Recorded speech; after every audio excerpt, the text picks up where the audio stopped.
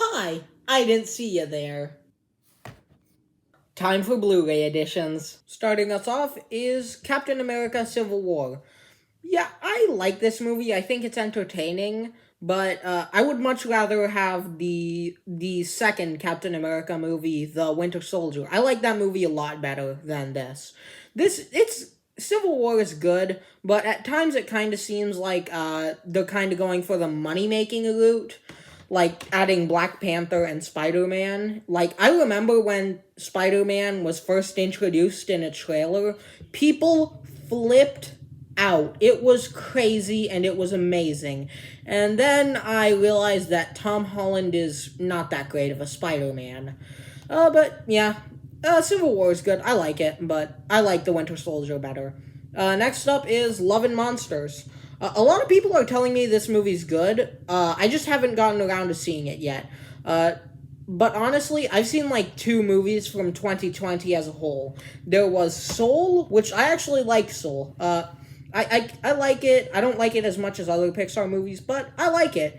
And the other was Tenet, which I think is actually Christopher Nolan's worst movie. Like, I really don't like Tenet. It's really confusing, and the entire time I felt like I didn't know enough about everything about physics.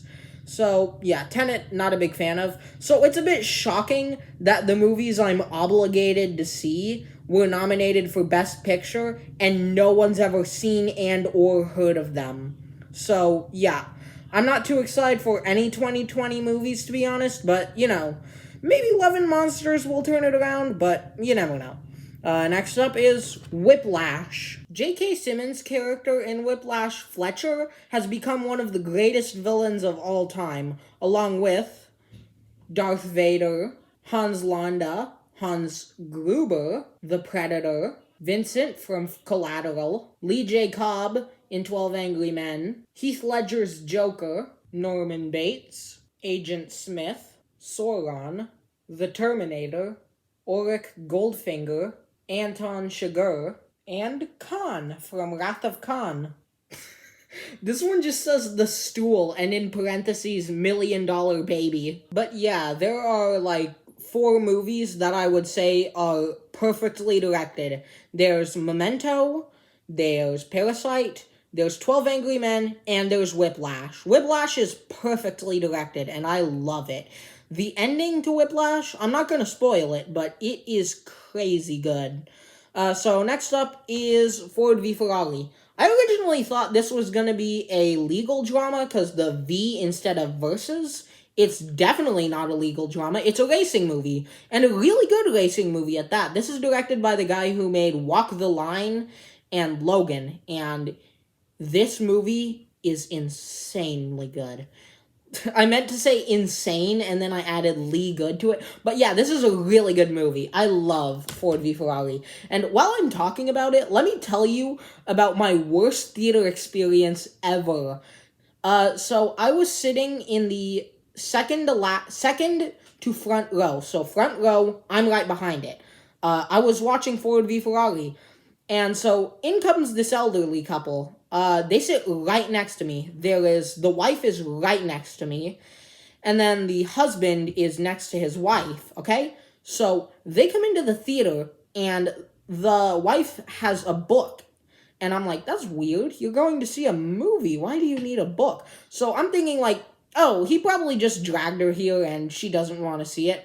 And then, right as the movie starts, I have the sudden revelation that hits me like a dodgeball to the face.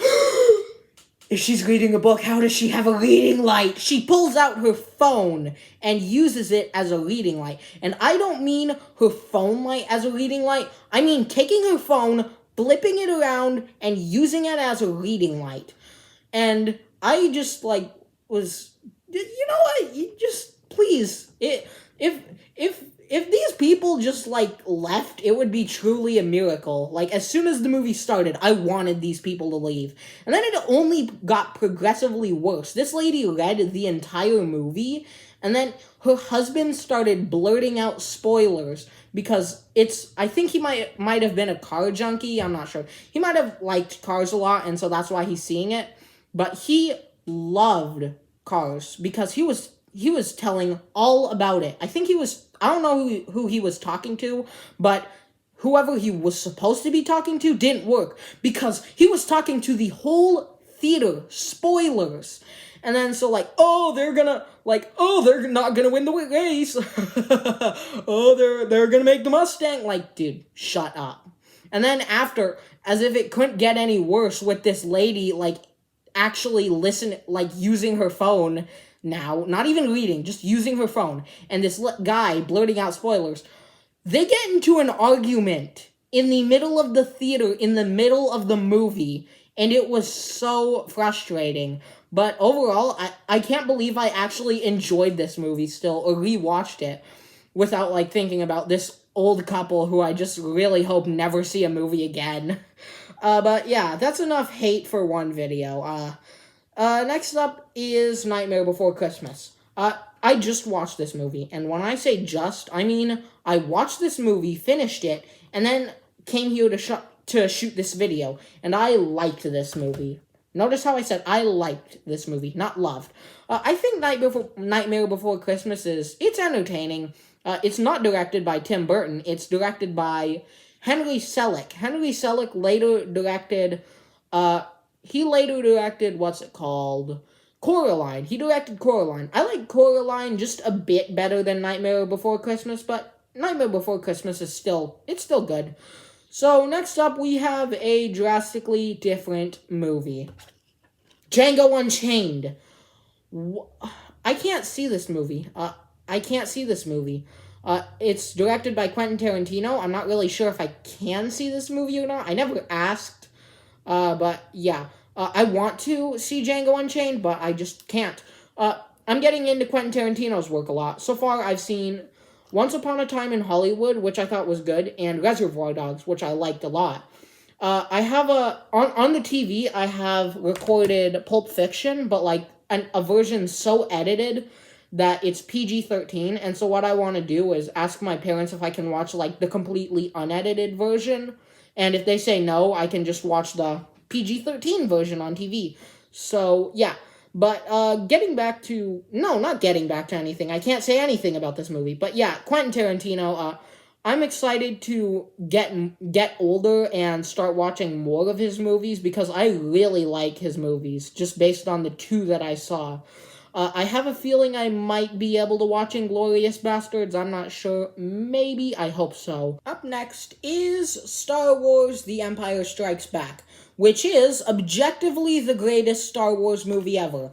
And unless you think that A New Hope is the best Star Wars movie ever, there's no arguing. Maybe A New Hope, I'm not sure. I kind of hold them at equal caliber, but I think Empire Strikes Back is just a bit marginally better, kind of an aliens thing.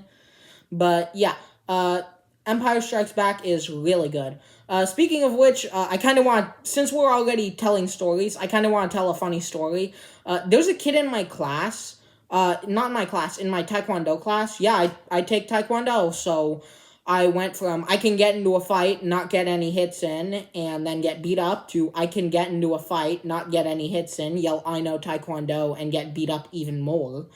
But, this kid in my Taekwondo class, he comes into class and says, I know everything about Star Wars. And then I ask him one simple question that's pretty easy to answer. Which one's Wrath of Khan? And then he says, the sixth one. That's correct. It isn't. Guys, Wrath of Khan's Star Trek. It's the second Star Trek movie. So I want to see how long he thinks that.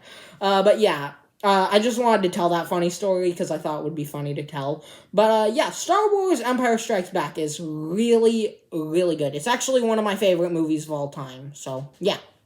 Finally, is Mean Girls. Is Mean Girls Citizen Kane? No.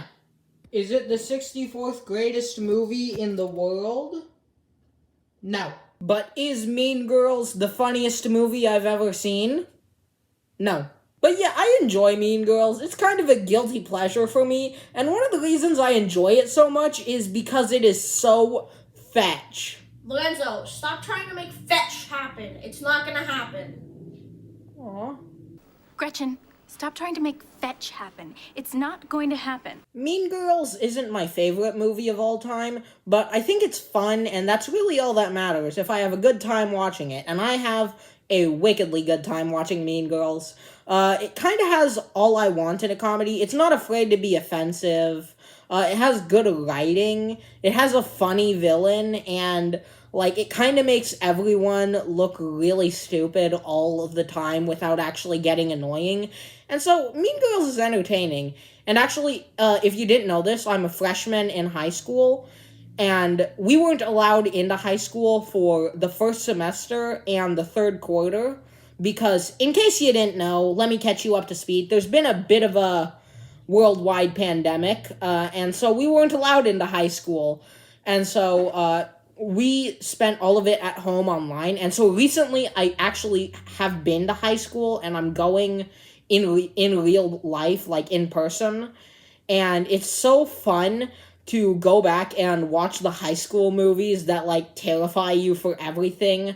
Like The Breakfast Club, Mean Girls, 10 Things I Hate About You, Ferris Bueller's Day Off, basically any John Hughes movie, except for Planes, Trains, and Automobiles. So, like, go back and watch some of the high school movies, or, like, dramas or comedies that you saw when you were little that make high school look like the scariest place possible, and realize this is not very true, and everyone at my high school is very nice. Before our nominations for Blu-ray of the Month, let's make sure all the homeless people are out of the area, and also let's give all our nominees a $205,000 gift bag. Now that that's done, that was a reference to this year's Oscars, by the way. Now that that's done, our first nominee for Blu-ray of the Month is Captain America Civil War. Yeah, this is a really good-looking movie on Blu-ray. There's this scene where Iron Man is just blasting Captain America's shield, and so that scene alone looks amazing. And there are just these beautiful wide shots of pretty much anything, and they all look great. So next up is Whiplash. I like the visual storytelling in this movie. Whenever anybody's playing music, it's showed in orange lighting, and then so as the film progresses and music starts to take over our main character's life, like there's orange lighting everywhere, and so that's kind of supposed to show how it envelops his whole life, and he's becoming more obsessed with becoming such a great musician, and so it kind of like takes a turn into mental illness at this point. And so that's a sort of visual storytelling that makes Whiplash worthy of a nomination for Blu-ray of the Month. Next up is Ford v Ferrari. This Blu-ray makes all the cars on here look beautiful. I love Ford v Ferrari. There are a lot of nighttime scenes, and those just look even better on the Blu-ray. And so that's why I nominated it. And finally is The Nightmare on Christmas. There's one scene where Jack Skellington, who's this guy if you didn't know, he's just walking up a hill and in the moonlight. Just look up that scene and you know why I nominated this movie. And so, yeah. And our winner is, drumroll please, drumroll, Ford v Ferrari. The cars. Do it for the cars. Ford v Ferrari, this is just a beautiful Blu-ray. I highly recommend checking it out. This is not only a phenomenal movie, but it's also an even better looking Blu-ray. Thank you very much for watching. I always appreciate it. If you liked this video, how about you press the like button or even the subscribe button if you haven't already. And after you do that, stay safe and watch good movies. Bye!